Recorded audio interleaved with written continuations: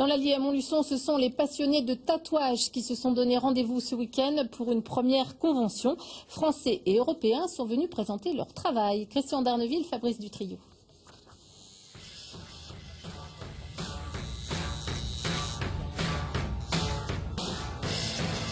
Une idée, un dessin, un peu d'encre et une aiguille, il n'en faut pas beaucoup plus pour réaliser ici le rêve de chacun.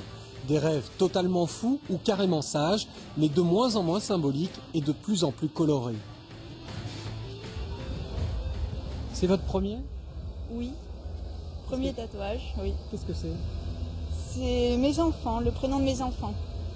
Je suis venue pour un ami qui se trouve juste à côté, et puis bon, j'ai demandé, et puis du coup, ça m'a lancé pour franchir le pas.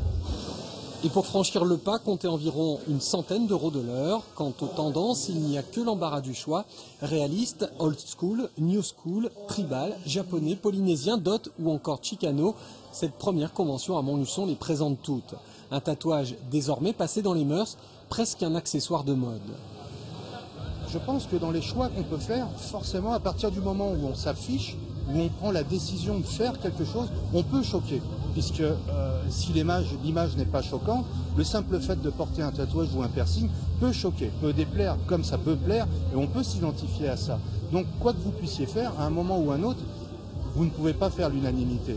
Mais se faire tatouer ou arborer un tatouage pour choquer, c'est pas le but.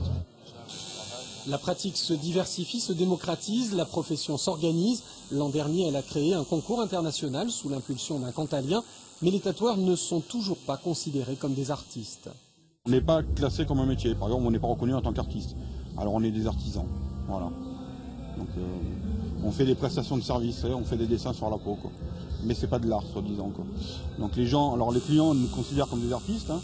Ben, nous on aimerait bien se considérer aussi comme des artistes, mais le gouvernement ne nous considère pas comme des artistes.